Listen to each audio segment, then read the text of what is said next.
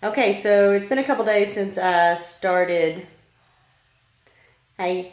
Okay, so it's been a couple days since we started the floor project. It was quite a project, as anybody that's done the floor can imagine, because it's a stinker trying to get these things underneath the sea channel.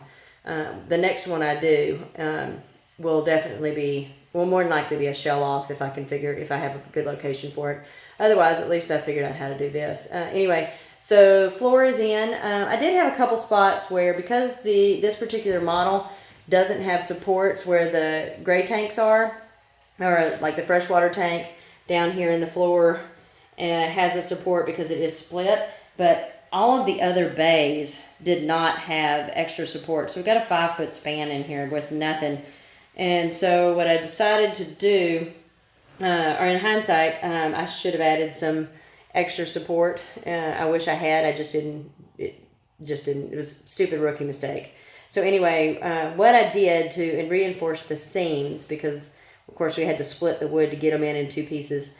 I wish I had video. I've got a little bit of it. You see a little video of that earlier. But anyway, what I decided to do so that I'm not adding any weight, just so that the seams to weight distribute over the seams anywhere that there's going to be that it's in a path. About half the seams are underneath what's going to be either the bed or cabinets or what have you, so it'll kind of anchor it down.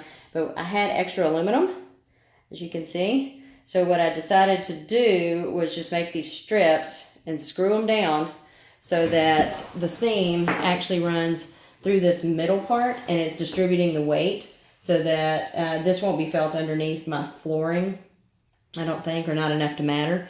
And then so that is spreading that weight there. As you can see, I used OSB. This has been treated for water treated, which is that top layer. That was the top. That was the top piece. So it's got extra. It's just like a blue sealer wax something or other. So it has been treated. Ideally, I would have used marine grade plywood, but marine grade plywood right now is crazy expensive, and regular ply is not a whole lot cheaper. So after a lot of consulting with lots of people that know lumber and builders and all kinds of stuff, they felt that the OSB or oriented strand board would work just fine, and it's considerably cheaper than plywood. Then I, of course, treated it with a water seal extra, so it's double extra sealed in water wise. Once again, ideally I would have used marine grade plywood, but that's a bigger budget. It's running about $45 a sheet in my area. So this is pros and cons was the best solution, or a viable solution for my budget. So that's why I went with the OSB. Once again, probably won't do that in the future. I'm learning a lot on this project, on things I'll do different, so that's where we are. Anyway, so that I think is going to work well. And then let me show you what I did back here real quick. This particular area, let's see if I can get my camera right. This is my original